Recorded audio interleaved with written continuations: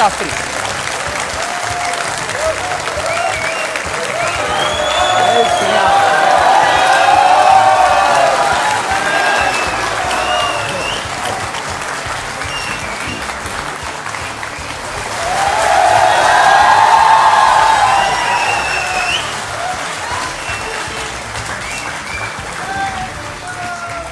और धीरेन्द्र कृष्ण शास्त्री पर मुकदमे में आज हमारे जज हैं वरिष्ठ पत्रकार विनोद अग्निहोत्री।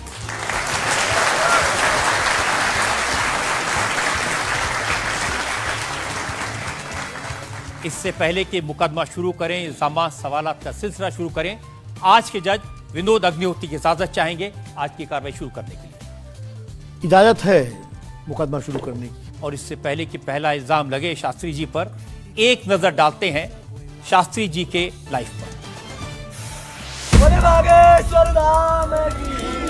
आजकल पूरे देश में बागेश्वर धाम के प्रमुख धीरेन्द्र कृष्ण शास्त्री की बहुत चर्चा है। कोई उन्हें चमत्कारी कहता है, कोई उन्हें अंतर्यामी कहता है, कुछ लोग उन्हें पाखंडी कहते हैं, लेकिन धीरेन्द्र कृष्ण शास्त्री खुद को पक्का सनातनी बताते हैं। अब हिंदू एक हो जाओ, सनातनी एक हो जाओ, यही हम चिल्ला रहे हैं कब से। शक्ति का प्रभाव दिखाना यही हमारा उद्देश्य है। धीरेन्द्र कृष्ण शास्त्री का दावा है कि उनके ऊपर बजरंगबली की विशेष कृपा है। वो भक्तों का दुख दर्द सिर्फ अपने इष्ट तक पहुंचाते हैं।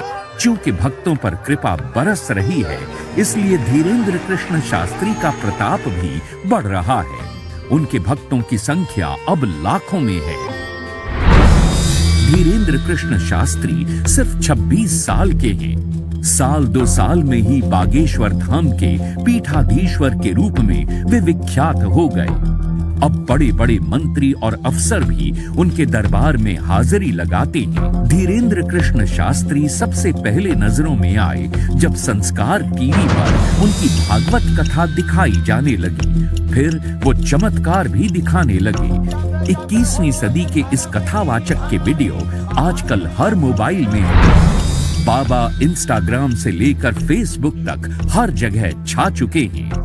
जैसे जैसे धीरेन्द्र कृष्ण शास्त्री की लोकप्रियता बढ़ी तो विवाद भी सामने आ गए। धीरेन्द्र कृष्ण शास्त्री का दावा है कि वो कोई पैसा नहीं लेते। जो उनके दरबार में आना चाहता है उसे सिर्फ हनुमान जी के यहाँ नारियल बांधकर अर्जी लगानी पड़ती है।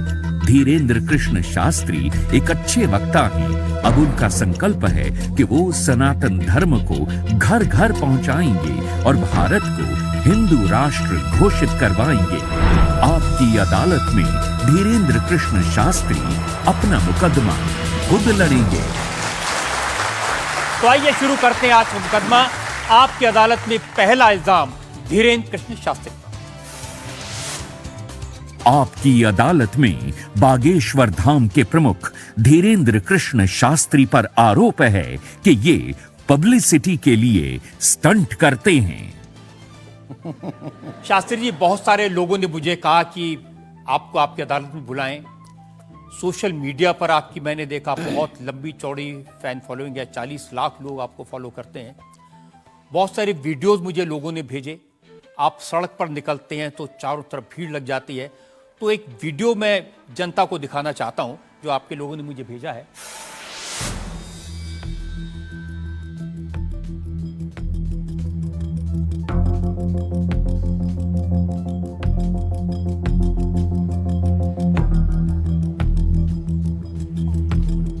तो ये वाकई में शास्त्री जी असली वीडियो है या पब्लिसिटी स्टंट है, बनाया हुआ है? लोगों की अपनी अपनी भावनाएं होती हैं, अपनी दृष्टि से देखने की। ये वास्तविकता एक जगह की नहीं है। जहां जहां बागेश्वर बालाजी का दरबार लगता, जहां जहां बागेश्वर बालाजी की कृपा से दास कथा करने जाता, ये तो कम है, कैमरे में कम आया है और ज्यादा है।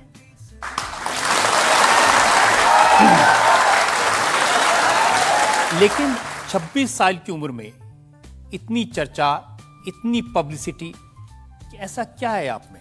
जिसका गुरु बलवान होता है, चेला पहलवान होता है। जो लोग कहते थे ईश्वर नहीं होते या भगवान नहीं होते, हमारी दृष्टि में इस छोटे से गांव से, गढ़ा गांव, मध्य प्रदेश के बुंदेलखंड में एक छोटा गांव गढ़ा है। गढ़ा में रहने वाला एक छोटे परिवार का बालक धीरेन्द्र कृष्ण अगर यहां तक पहुंच सकता है बालाजी की कृपा से, तो भारत का प्रत्येक व्यक्ति भगवत कृपा से कहीं भी पहुंच सकता है। नहीं, आपने ये नहीं बताया कि यहां तक कैसे पहुंच गए हैं। ये जो लोग हैं जो फॉलो करते हैं, जो आपके बारे में इतनी बातें करते हैं, ये क्यों करते हैं? क्या है आप में? बागेश्वर बालाजी की कृपा वो सब पर है। लेकिन आप अगर कहेंगे, क्योंकि आपसे जीतना तो बड़ा मुश्किल है, हम पहले आपको साफ कर दें कि चूंकि आपका नाम तो रजत शर्मा जी है, लेकिन हम आपको दयालु नाम से, क्योंकि हमारी भारतीय परंपरा में बड़ों का नाम नहीं लेते, तो हम आपको दयालु कहकर संबोधित करेंगे, अगर बुरा ना लगे तो। नहीं, आप कुछ भी करिए। वैसे हम आपके यहाँ आज मेहमान हैं, तो ये हमारा अधिकार भी है। तो दयालु जी, हमारे ऊपर, सबके ऊपर बागेश्वर बालाजी की कृपा है, लेकिन हमने अपने गुरुदेव की जो चरणों की सेवा की, उस सेवा के माध्यम से ऋषि परंपरा की जो मंत्र विधा हमको प्राप्त हुई है, वो हमारे पास एक ऐसी अनूठी है जिससे पूरा विश्व की मंगल कामना भी करते हैं। पूरा विश्व अपनी समस्याओं के समाधान के लिए गुरु के नाते बागेश्वर धाम चला आता है। शायद इसीलिए लोग हमारे पास आते हैं। मैंने तो ये देखा कि जब से आप संस्कार टीवी पर आना शुरू हुए और लोगों ने आपके प्रवचन सुने, उसके बाद लोकप्रियता बड़ी तेजी से बढ़ने लगी। हाँ, ये कह सकते हैं माध्यम है, परंतु देखो साधन है, साध्य नहीं।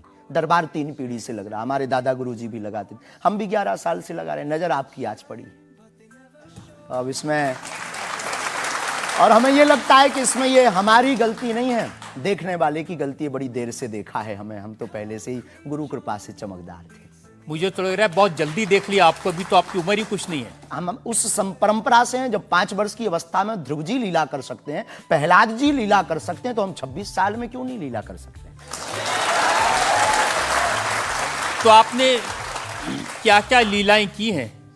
कोई ऐसी लीला नहीं की जिसमें हम फंसे, लेकिन आपकी अदालत में आए हैं, और आपके उसमें आप जो कह रहे हैं, तो हमारे जीवन में गुरु कृपा से जो किया, सब सनातन के लिए किया, और केवल सनातन के लिए करें। लीला का मतलब ये, हम कोई ईश्वर नहीं है, हम कोई भगवान नहीं है। साधारण जैसे ये इंसान है, वैसे हम मानव हैं, हम में कोई अलग नहीं है। बस हमने अपनी परंपरा को ठीक से जाना, ये अलग है। आप जब स्कूल में पढ़ते थे तो जैसे बाकी छात्र होते हैं ऐसे ही थे लगभग, और मास्टर जी कहते थे ये स्कूल में ना आए तो अच्छा है, इतना शरारती है। हाँ, उपद्रवी तो थोड़ा थे, क्योंकि हम जाते थे तो एक तो बहुत कम जाना होता था, लेकिन बहुत गंभीर और सौम्य भाव से हम जाते थे, और लोगों की भावनाएं हमारे पास रहती थी। चूंकि हमारे दादा गुरु का नाम बहुत प्रसिद्ध था, तो दादा गुरु के कारण लोग हमको भी प्रेम देते थे, स्नेह देते, दुलार देते। हमारे दादा गुरु जी को हनुमान जी का 2 बार साक्षात्कार हुआ, ऐसा हमने माना, और हम उनके अनुयायियों ने माना। तो हम जब स्कूल में जाते थे, तो बचपन से ही बड़ी कृपा थी, तो लोग, बच्चे हमारे पास आते थे, सब क्लासें एक साथ हो जाती थी, 9वीं 10वीं 8वीं सब एक हो जाती थी, जिसमें हम बैठते थे। अच्छा महाराज जी बताइए हमारी कितनी परसेंटेज बन रही है? तो हम, वो बचपन, उस वक्त ऐसा भाव रहता था दिखाने का। अब तो बहुत गंभीर हो गए, लोगों ने कह करके हमें बड़ा गंभीर बना दिया। तो वो भाव रहता, अच्छा ठीक है तेरी प्यारे 56% बन रही, और मेहनत कर 60 हो जाएगी। तो कौन, हनुमान जी बताते थे कितनी परसेंटेज? गुरु प्रेरणा हमसे कोई शक्ति बात नहीं करती, कोई सामने नहीं हमारे पास बैठती है, हमें तो अनुभव होता है, प्रेरणा होती है, जो ऋषि परंपरा में प्रेरणा है। जो हमारे भारत में अनेकानेक महापुरुष, तो हमको प्रेरणा लगती है, ऐसा अनुभव होता है कि ऐसा होगा, जैसे हमें प्रेरणा लग जाती है कि ऐसा होगा, वो हम लिख देते हैं, और इष्ट कृपा से और अपने इष्ट के प्रति आस्था से वो बात सत्य निकलती है। हमारा जीवन भी बड़ा अभाव से गुजरा। एक छोटी झोपड़ी रहती थी, वो भी झोपड़ी, कच्ची झोपड़ी, उसमें पिताजी रहते थे, हमारी माँ, हमसे छोटी बहन और उससे छोटा भाई, 5 लोग उसमें रहते थे। उसी में भगवान को स्थान था। दादा गुरुजी निर्मोही अखाड़ा से साधु थे, तो उन्हें परिवार से ज्यादा मतलब नहीं था। बड़ा अभाव में गुजरा हमारा जीवन, बहुत विचित्र स्थितियों में गुजरा, लेकिन अभाव ने प्रभाव की महिमा बताई, और आज प्रभाव ने हमें अभाव की महिमा बताई। तो आप कह रहे हैं कि जब छात्र थे तो साधारण छात्र थे, जैसे बाकी बच्चे होते हैं, वैसे आज घर परिवार वैसा था जैसे बाकी लोगों का होता है। कोई नई बात नहीं, कोई ऐसा, हम कोई ईश्वर नहीं है, हम संसार से कोई अलग से ब्रह्मा जी की फैक्ट्री से सेट नहीं हुए। हम जैसी दुनिया है वैसे हम हैं। बस गुरु परंपरा और हनुमान जी की कृपा क्या होती है, शायद हनुमान जी ने और गुरु ने हमको चुना ये ललकार कर बताने के लिए, हमें लगता है हमारा। इस देश में तो बहुत सारे लोग हैं जो हनुमान जी के भक्त हैं। है करोड़ों लोग हाँ, मंगलवार को शनिवार को मंदिरों में जाते हैं, व्रत रखते हैं, प्रसाद चढ़ाते हैं। तो हनुमान जी ने आपको क्यों पकड़ा?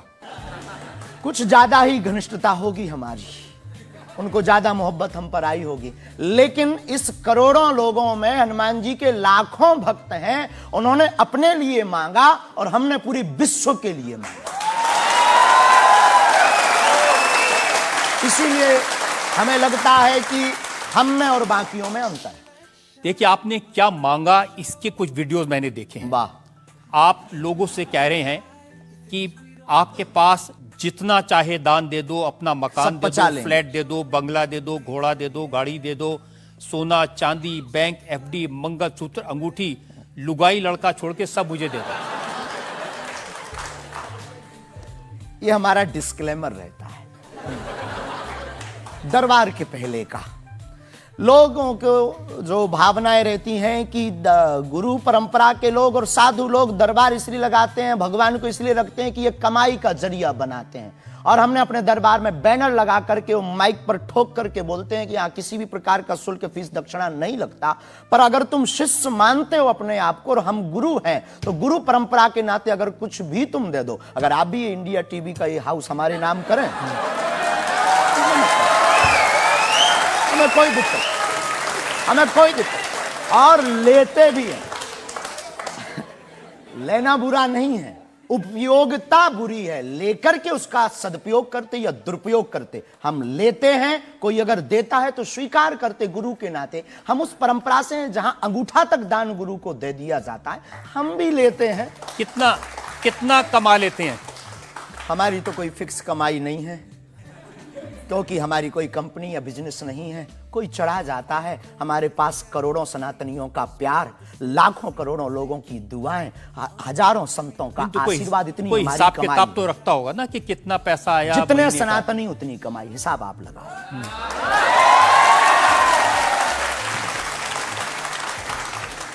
ज्यादा बातें इसलिए होती हैं कि आप जो स्टंट करते हैं पब्लिसिटी के लिए, आप ऐसी ऐसी बातें कह देते हैं। आप कहते हैं कि बिना वीजा के हनुमान जी रावण की लंका में घुस गए थे। ये जो मॉडर्न युवान भाई बहन है, इनको लंका प्रवेश के बारे में बताएंगे तो इनको ये लगता है कि ये घिसी पिटी बातें इनके दादा परदादा बताते रहे, ये बेचारे ऊब गए। इनको कुछ ऐसा चाहिए कि उस अध्यात्म से कनेक्ट हो पाए। और जैसे रावण ने मुझसे फोन पे बात की। हाँ, बिल्कुल, हम वही बोलने ही वाले थे। लगता है आज हमारी शक्ति आपके पास पहुंच गई।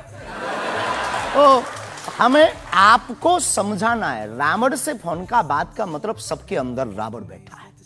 कोई ऐसा दुनिया में नहीं जो गलत कृत्य देख रहा, गलत कर रहा और सच जानते हुए चुप है, वो रावण की दृष्टि का आदमी। तो हनुमान जी लंका गए, इसको इन युवानों को कैसे जोड़े? इन्हें तो वीजा, पासपोर्ट, फॉरेनर ये शब्द पता है। तो इनसे कनेक्ट करने के लिए हमारा अध्यात्म इतना विशाल और इतना अथाह है कि उसमें कुछ भी आप डाल दो वो आप स्वीकार सोच रहे हैं करेंगे। कि आपको अध्यात्म पता है, इनको नहीं पता। इस देश ऐसा की नहीं जनता हमने को कहा। आपसे ज्यादा अध्यात्म पता है। ऐसा हमने नहीं कहा। हमें अपने हिसाब का पता है, उन्हें अपने हिसाब का। वो अपने में श्रेष्ठ हैं, हम अपने में अब जो कोशिश कर रहे हैं विद्यार्थी। हमने ऐसा कभी नहीं कहा कि हम श्रेष्ठ हैं, और ये आरोप हमें नहीं लगता कि ठीक है। आपका ये कहना कि मेरे पास एक गधा है जिसमें वाईफाई है और वो प्लेन में भी वाईफाई चलता है, ये मजाक की बातें नहीं है। लोगों की दृष्टि से, भावनात्मक दृष्टि से देखा जाए तो ये बहुत गहरा विषय है।